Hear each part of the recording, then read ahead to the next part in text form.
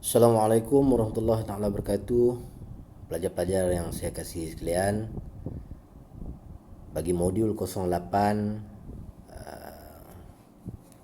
pengawasan aktiviti tanaman padi,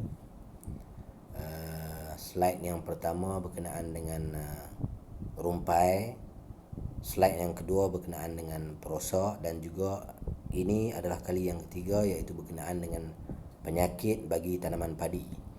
Untuk pengetahuan pelajar-pelajar sekalian, penyakit juga terbahagi kepada 3 jenis, iaitu yang disebabkan oleh, yang pertamanya kulat, yang keduanya disebabkan oleh bakteria, dan yang ketiga iaitu yang disebabkan oleh virus. Jadi kita tengok yang ketiga ni penyakit untuk tanaman padi 3.1 iaitu kulat. Okey, kita tengok penyakit-penyakit yang disebabkan oleh kulat, iaitu adalah antaranya ialah penyakit karah. Karah juga terbahagi kepada dua, iaitu karah tangkai dan juga karah daun. Penyakit hawar seludang, bintik perang, bakane ataupun padi jantan, dan juga bulir palsu, iaitu seperti kunyit ataupun fosmat dipanggil. Baik, kita tengok yang pertama, A, penyakit hawar seludang, shield blight. Pada rajah 37, ini adalah kesan penyakit hawar seludang. Dia berbatik-batik pada seludang yang disebabkan oleh kulat. Okey, penyebab kepada hawar seludang ni ialah kulat Rhizoctonia solani. Kesannya akan menyebabkan kerugian sehingga 44% dan boleh mengakibatkan pokok padi mudah rebah. Maksudnya batangnya yang diserang tu di bahagian seludang akan menjadi lembut dan mudah untuk rebah. Cara merebak iaitu melalui air, angin, sentuhan, tanah tunggul, dan juga daripada perumah sementara. Tanda-tandanya bermula dengan bintik-bintik pada bahagian seludang ataupun upih dan daun yang akan membesar dan memanjang menjadi tumpuk-tumpuk di antara 2 hingga 8 cm, berwarna putih kekelabuan di tengah dan perak. Bintik-bintik sklerotia bersaiz 1 hingga 6 mm akan terbentuk di atas tumpuk putih tadi. Sklerotia yang jatuh ke dalam tanah boleh hidup hingga 130 hari. Tanda-tanda awal penyakit biasanya terdapat pada pangkal batang berhampiran dengan paras air. Okey, faktor menggalakkan penyakit hawar seludang iaitu cuaca yang terlalu panas yang melebihi 25 darjah Celsius, kelembapan yang tinggi, pembajaan urea yang berlebihan yang juga menjadi sumber makanan kepada kulat. Urea akan menyebabkan daun menjadi hijau dan menjadi sumber makanan kepada kulat tadi. Masa kritikal umur padi ialah pada 45 hari. Okey, untuk kaedah kawalan, gunakan biji benih yang sihat. Kalau boleh kita lakukan pemilihan dengan menggunakan air garam. Jangan membaja nitrogen yang berlebihan. Pastikan tapak semayan tidak kering. Rawat biji benih dengan racun yang mengandungi bahan aktif seperti difenoconazole ataupun difenoconazole campur dengan propiconazole. ataupun pensi kuran ataupun flutolani. Gunakan racun kimia pada peringkat padi beranak maksima dan bunting seperti yang disyorkan. Seterusnya iaitu penyakit yang disebabkan kulat, iaitu penyakit bakane.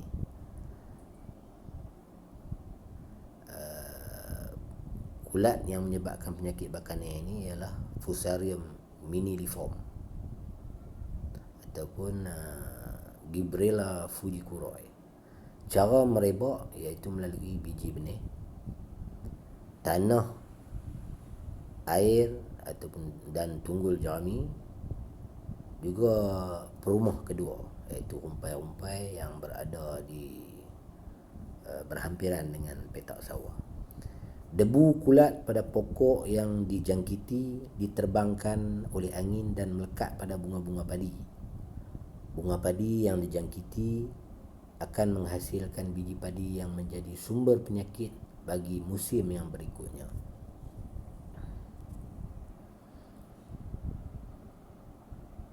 Menghasilkan biji padi yang menjadi sumber penyakit bagi musim berikutnya. Tanda-tanda: anak benih yang dijangkiti di semayan kelihatan lebih tinggi, kurus dan berwarna hijau kekuningan. Tadi dalam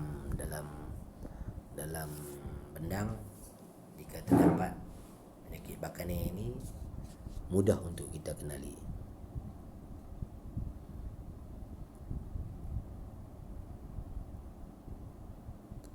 Anak benih yang teruk diserang akhirnya akan mati. Pokok padi yang diserang di sawah mengeluarkan sedikit anak, kelihatan lebih tinggi dan daunnya berwarna hijau pucat. Anak padi akan mati satu persatu. Jika serangan tidak teruk, anak padi akan pulih tetapi menghasilkan buah hampa. Terdapat akar yang menghala ke atas pada buku tanaman yang dijangkiti.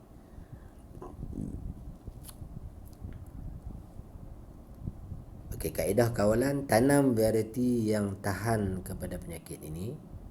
Rawat biji benih dengan racun yang mempunyai bahan aktif yang disyorkan seperti binomil, tiram ataupun dan kaptan.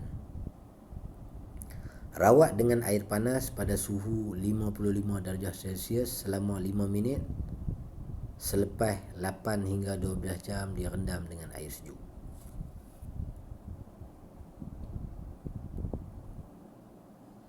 Berikutnya ialah penyakit bintik perang ataupun brown spot.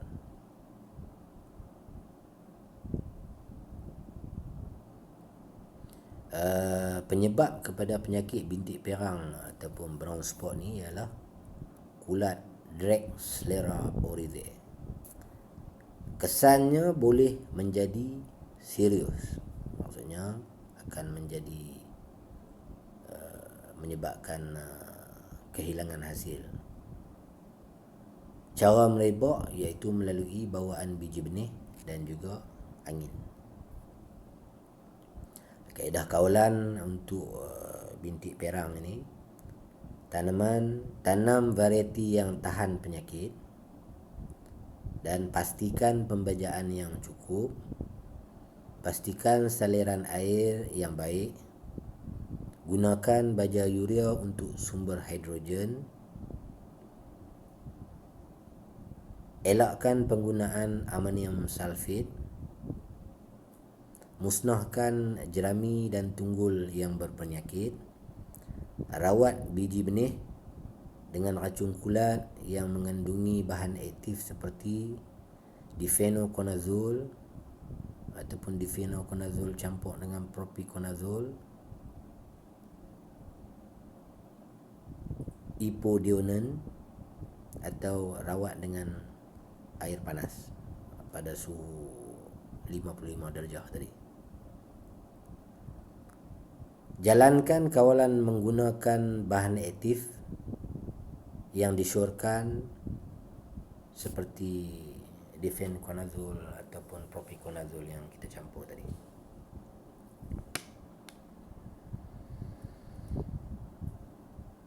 Seterusnya penyakit bintik perang tirus, narrow brown spot.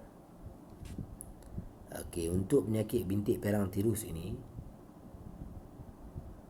penyebabnya ialah kulat Cercospora oryzae, dan kesannya boleh menjadi serius, boleh teruk, boleh kritikal, dan cara merebaknya juga melalui angin ataupun dan juga perumah kedua. Tanda-tanda penyakit bintik perang tirus ini, bintik perang berbentuk lonjong panjang selari dengan urat daun, dan jika serangan teruk, daun akan kelihatan kering. Dia bersambung di antara bintik perang dengan bintik perang dan menjadi lonjong panjang. Kaedah kawalan: tanam jenis padi yang tahan penyakit ini, musnahkan pokok dan perumah yang berpenyakit yang berada di sekeliling ataupun berdekatan dengan kawasan bendang. Jalankan kawalan dengan racun yang disyorkan dan mengandungi bahan aktif seperti propiconazole. Rawat biji benih dengan air panas 55 darjah selama 5 minit. Selepas 8 hingga 12 jam direndam dengan air sejuk.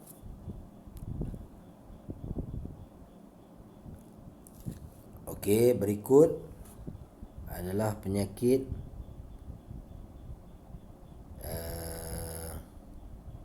reput batang pada rajah 41.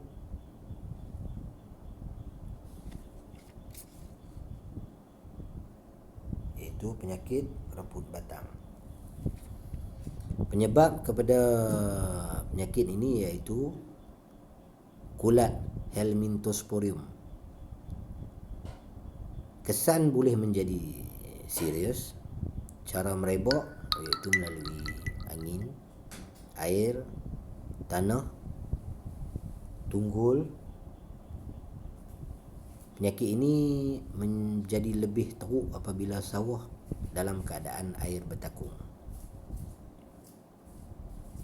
Untuk kaedah kawalan, elakkan dari penggunaan baja nitrogen yang berlebihan.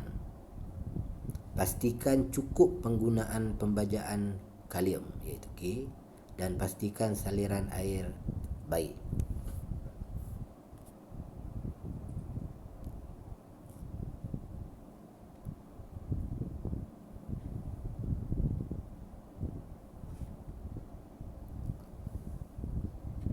Berikut adalah penyakit karah ataupun neck growth. Pada rajah 42, kesan penyakit karah. Penyakit karah ini penyebabnya ialah kulat Pyricularia oryzae. Kesannya boleh menyebabkan kerugian sehingga 40%. Cara merebak iaitu melalui angin, biji benih dan juga perumah kedua.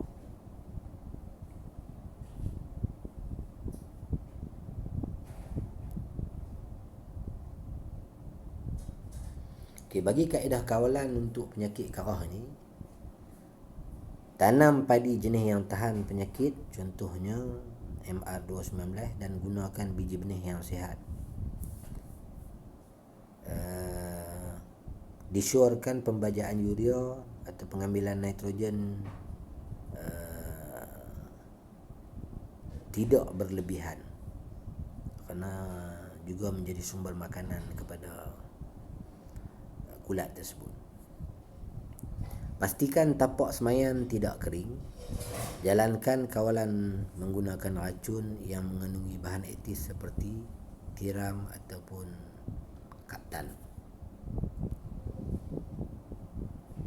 Seterusnya iaitu penyakit bulir hitam ataupun false mark.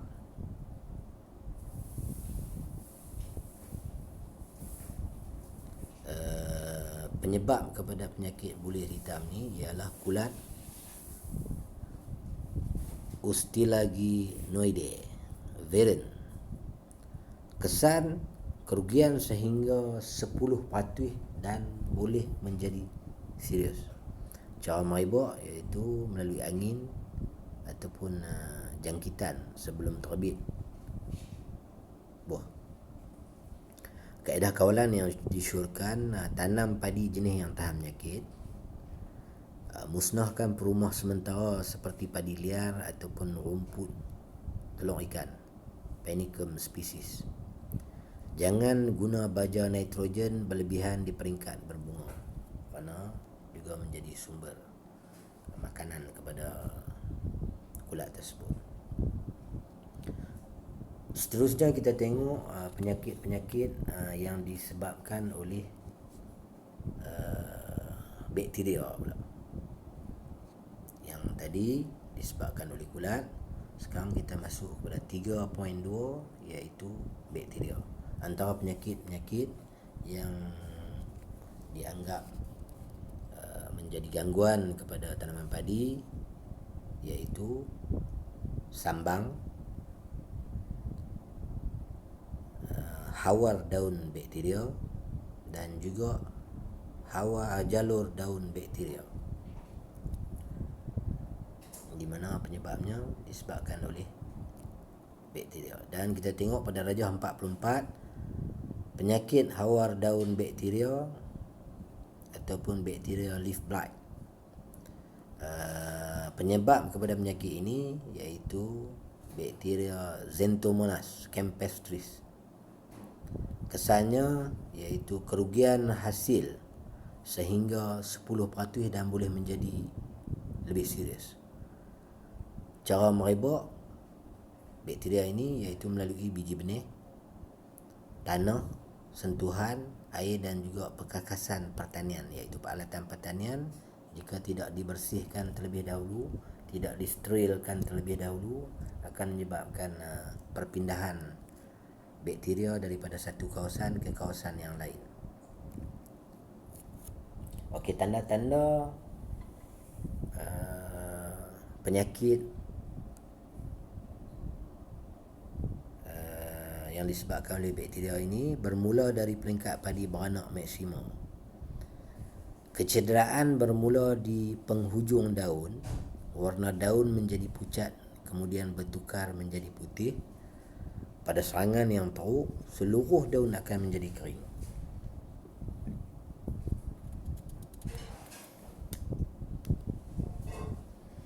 Okey, kaedah kawalan.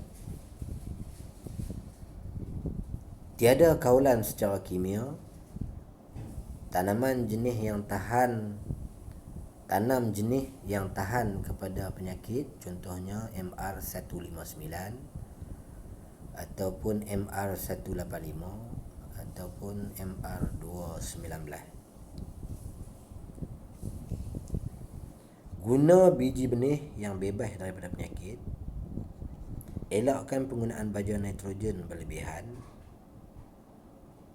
Musnahkan tunggul dan pokok yang berpenyakit. Bersihkan perkakas-perkakas pertanian sebelum digunakan. Sterilkan.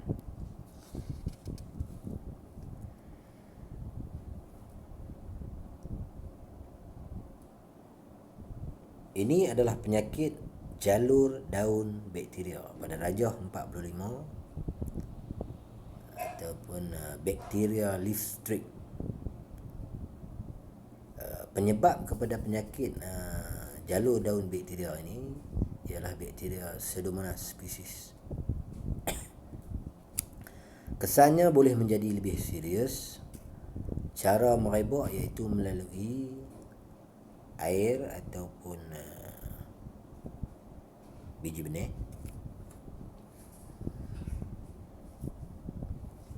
Tanda-tanda penyakit jalur daun bakteria iaitu jalur-jalur berair jernih timbul antara urat-urat daun.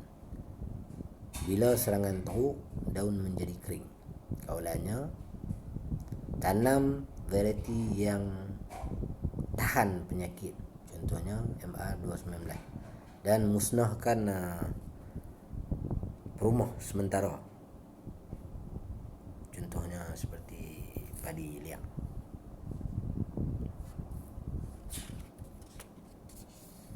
Dan seterusnya iaitu penyakit yang terdapat pada tanaman padi, iaitu yang disebabkan oleh virus.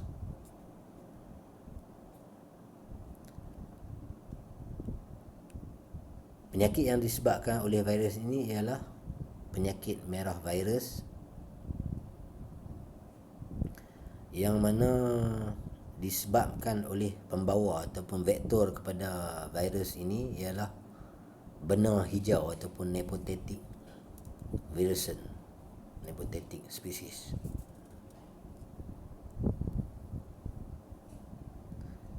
Ini adalah gambar rajah 46, iaitu gambar rajah pokok padi yang terkena penyakit merah virus ataupun kita panggil virus tungguru.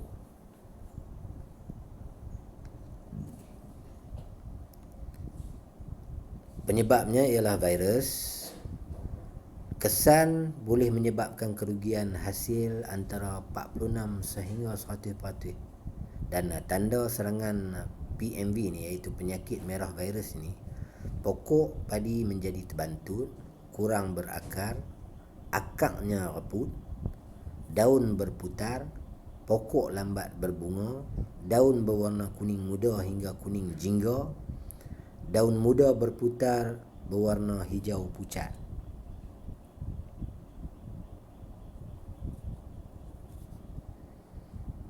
Dan untuk kaedah pengawalan penyakit merah virus ini, iaitu PMV, iaitu kita syorkan untuk membentuk sistem pengawasan dan ramalan PMV di semua jelapang padi. Mungkin dengan penggunaan light trap dan juga penggunaan padi yang rintang seperti MR219, dan menggalakkan penanaman padi secara serentak, juga memusnahkan sumber virus PMV dengan membakar jerami, putak tanah secara kering dan sembur racun. Seterusnya iaitu mengawal benang hijau nepothetic virusen tadi dengan racun serangga yang disyorkan, yang bertindak sebagai vektor itu.